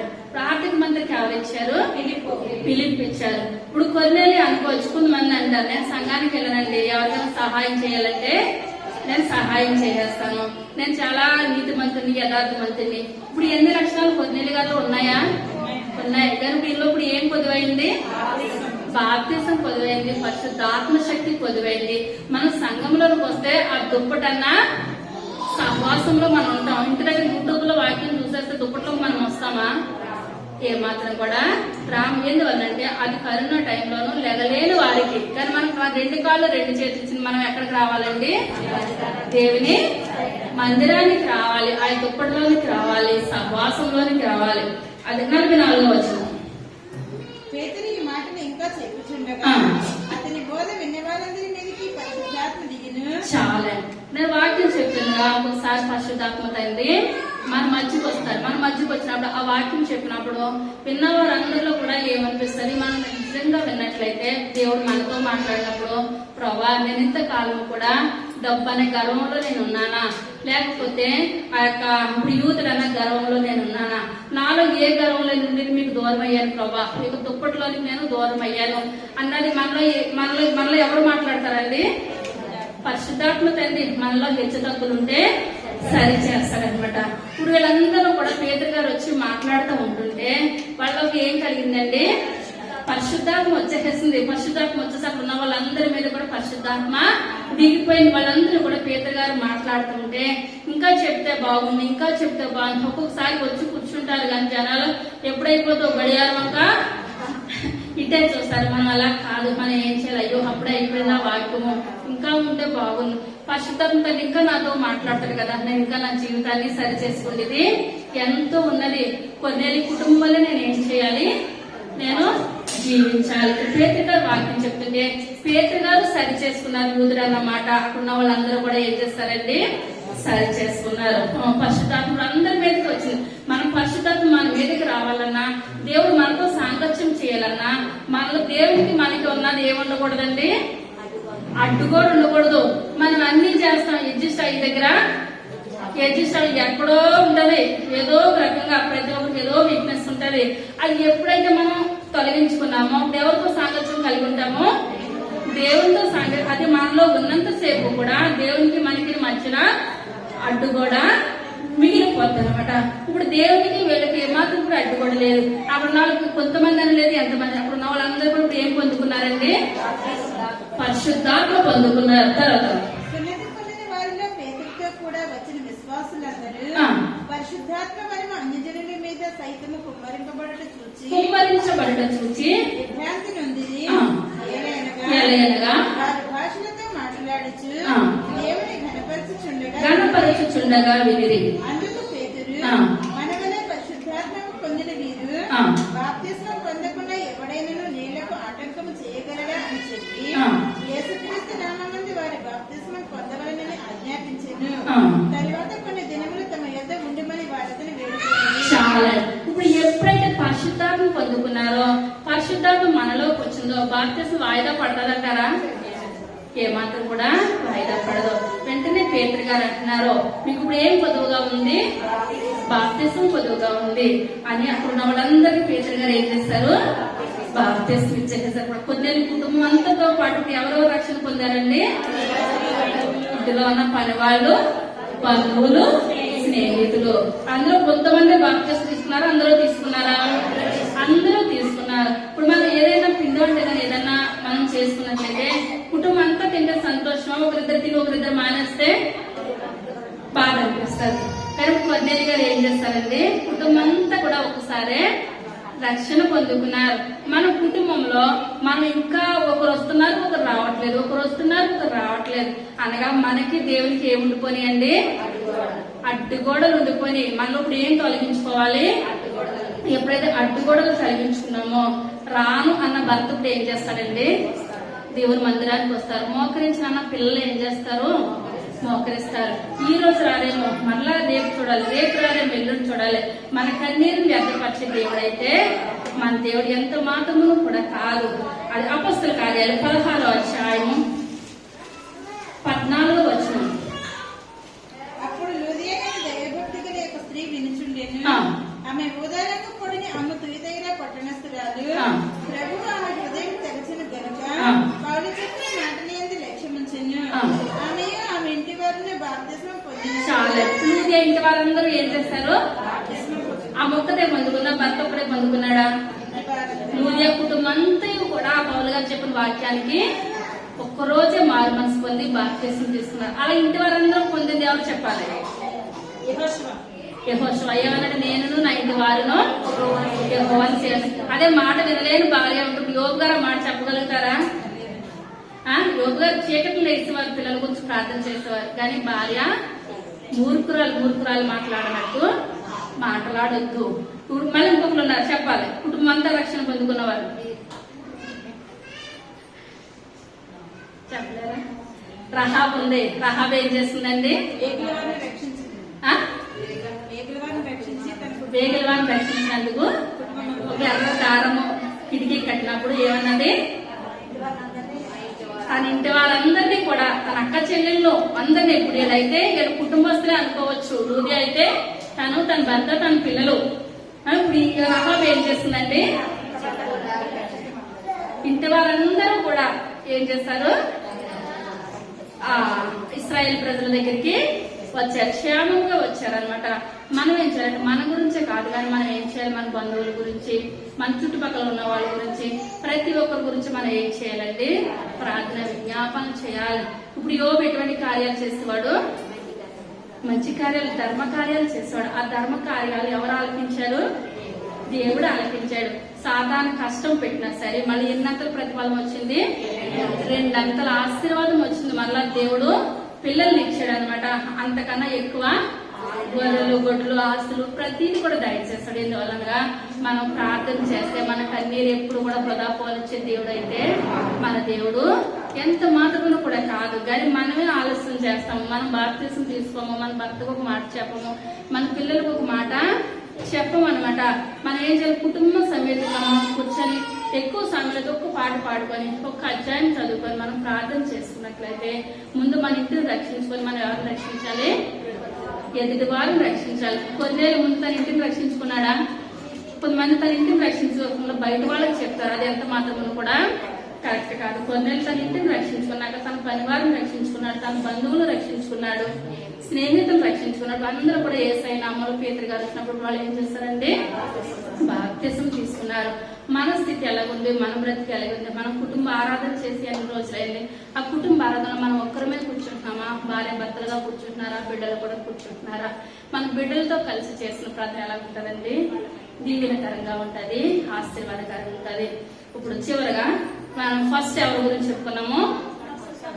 నపుంసకుడు. నపుంసకుడు ఏ వంశానికి చెందాడు? హాము. నపుంసకుడు హాము. తర్వాత సౌలు షేము వంశానికి చెందినవాడు. తర్వాత కొర్నేలి యాపెతు వంశానికి చెందినవాడు. వీళ్ళందరికి మూల పురుషుడు ఎవరు? నోవాహు. మనం ఇప్పుడు ఎందులో ఉండాలి? దుప్పటిలో ఉండాలి. దుప్పట్లో మనం ఏ విధంగా ఉండాలి? సహవాసంలో ఉండాలి. సహవాసంలో ఉండి మనం అనుకోవాలి, ప్రభా ఈ సహవాసంలో మా కుటుంబంలో నేను ఒక్కరిదాన్ని వచ్చాను ప్రభా, నేను ఒక్కదాన్ని నా బిడ్డలతో వచ్చాను ప్రభా, నేను ఒక్కదాన్నే నా భర్త నేను వచ్చాము, నా బిడ్డలు రాలేదు, నా పిల్లలు నేను ఉన్నావు, నా భర్త రాలేదు. మరొకసారి సహాయం నాకు దయచేయండి ప్రభా. ఇప్పుడు మనం ఎలా ఉండాలో దుప్పట్లోనూ సహవాసంతో ఉండాలి. సహవాసంతో ఎన్ని కుటుంబాలు ఉన్నాయండి చెప్పాలి? నోవాహు కుటుంబము, కొర్నేలి కుటుంబము, యెహోషువ కుటుంబము, అహాబు కుటుంబము. దాంట్లో వదిలేస్తున్నారు మీరు. లాస్ట్ ఎవరు? లూదియా కుటుంబం. ఆ కుటుంబాలన్నిట్లో నేను ఉన్నానా లేదా? ఉన్నానన్న వాళ్ళు పైకి లేసి నించున్నాం, లేనన్న వాళ్ళకి ఎందుకు వచ్చున్నాం? ప్రార్థన చేసుకున్నాం. సర్వశక్తి కలిగిన తండ్రి, కృప కలిగిన తండ్రి, దయ కలిగిన నాయన, మీ యొక్క దయ కలిగిన శ్రేష్టమైన నామాన్ని బట్టి ప్రభావ లెక్కలేని వందనాలు, స్తోత్రాలు, స్తుతులు చెల్లించుకుంటున్నాను తండ్రి. అయ్యా ఇంతవరకు విన్న వాక్యాన్ని బట్టి మీకు వందనాలు చెల్లించుకుంటున్నాను తండ్రి. అయ్యా ఆర్థిక మంత్రి దగ్గర నాయన ఫిలిప్పిని పంపించి ప్రభా అయ్యా మీ మాటలు తెలియజేసినప్పుడు తండ్రి ఆర్థిక మంత్రి బాప్తిసం తీసుకున్నాడు ప్రభా. అయ్యా రెండవదిగా నాయన సౌలు దగ్గర సరాసరి మీరే మాట్లాడారు ప్రభా. అయ్యా మీరు మాట్లాడినప్పుడు తండ్రి సౌలు కళ్ళలోంచి పొరల వంటివి రాలిపోయినాయి ప్రభా. అయ్యా అరుణయ్య గారిలో నేను బాప్తిసం తీసుకున్న విధానాన్ని బట్టి మీకు వందనాలు చెల్లించుకుంటున్నాను తండ్రి. అయ్యా మూడవదిగా నాయన కొర్నేలి కుటుంబం ప్రభా. అయ్యా కొన్నేళ్ళు చేసిన ధర్మ కార్యాలకి ప్రార్థన ఆయన సరాసరి యొక్క సన్నిధానానికి వచ్చేసింది ప్రభా. అయ్యా దోతను పంపించారు ఆయన, దోత వచ్చి మాట్లాడుతుంది, కొన్నేళ్ళు నీ ధర్మ కార్యాలన్నీ దేవుని యొక్కకు వచ్చేసినాయి, నీకు అన్నీ ఉన్నాయి కానీ బాప్తిసం ఒక్కటే మిగిలిపోయింది. అయ్యా పేతురు దగ్గరికి మనుషుల్ని పంపించని చెప్పినప్పుడు ప్రభా కొన్నేళ్ళు మీ మాట ఆలకించాడు తండ్రి. అయ్యా తన ఎదురున్న మనుషుల్ని పంపించినప్పుడు నాయన పేతురు గారు వచ్చారు ప్రభా. అప్పటి వరకు నాయన పేతురు గారు తండ్రి అయ్యా నాయన నేను యూదుడను అన్న మాటను బాబు పక్కకు పెట్టి ప్రభా. అయ్యా ఎందువల్లంటే పేతురు గారు అంటున్నారు యేసుక్రీస్తు అందరికీ ప్రభువు నాయన. అయ్యా ఈ యొక్క వాక్యం కుల మతాలకు అతీతంగా ఉన్నది ప్రభా. అయ్యా ఎవరైతే మీ యొక్క రక్తంలో కడగబడతారో నాయన, ఎవరైతే నాయన పాపాలు ఒప్పుకుంటారో నాయన ప్రతి ఒక్కరికి నాయన మీరు పరలోక రాజ్యం ఇచ్చే దేవుడు ప్రభా. అయ్యా నాయన ఉన్నవారు లేని వారన్న భేదం లేదు ప్రభా. అయ్యా యూదులని క్రీస్తుని భేదం లేదు ప్రభా. అయ్యా పేతురు గారు వాళ్ళ ఆతిథ్యం ఇచ్చారు అయ్యా. అయ్యా కొన్నేళ్ళు గృహానికి వచ్చారు తండ్రి. అక్కడ ఉన్న వాళ్ళందరూ వెంటనే పరిశుద్ధాత్మ పొందుకున్నారయ్యా, వెంటనే బాప్తిసం తీసుకున్నారు నాయన. మీకు వందనాలు తండ్రి. అయ్యా లూదియా కుటుంబం అంతే రక్షణ తీసుకున్నది ప్రభా. అయ్యా యెహోషువ అంటున్నాను నేను నా ఇంటి వారిని నాయన యెహోవాను సేవిస్తామంటాడు నాయన. అయ్యా నాయన మేము పడిగా చెప్పే కృపను మాకు దయచేయండి అయ్యా. అయ్యా రహాబు తన ఇంటి వారందరినీ రక్షించుకున్నది ప్రభా. అయ్యా మేము ఒకరు వచ్చి ఒకరు రాకపోవడం కాదు కదా, ఇంటి వారందరితో నాయన దుప్పటన్న సంఘంలో దుప్పటన్న సహవాసంలో కలిసి గొప్ప కృపను దయచేయండి తండ్రి. అయ్యా మీ యొక్క రెండవ రాకడికి నాయన సంఘం ఎత్తబడుతుంది ప్రభా. అయ్యా ఎత్తబడినప్పుడు ఆయన మేము ఎత్తబడే గుంపులో ఉండే కృపను దయచేయండి తండ్రి. ప్రతి ఒక్కరికి వినగలిగే చెవులు దయచేయండి అయ్యా, గ్రహించగల హృదయాన్ని దయచేయండి. ఒకవేళ మీకును మాకును ప్రభా నాయన అడ్డుగోడలు ఉన్నట్లయితే తొలగించమని అడుగుతున్నాను తండ్రి. అయ్యా అడ్డుగోడలు అన్నది ఏది మా జీవితంలో ఉండడానికి వీలలేదు నాయన. అయ్యా స్థిరమైన జీవితాన్ని దయచేయండి అయ్యా, స్థిరమైన మనస్సును దయచేయండి అయ్యా. మేమందరము తండ్రి మీ యొక్క సన్నిధిలో ప్రభా ఒకే రక్తాన్ని తీసుకుంటాం ప్రభా, ఒకే శరీరాన్ని తీసుకుంటున్నాం తండ్రి.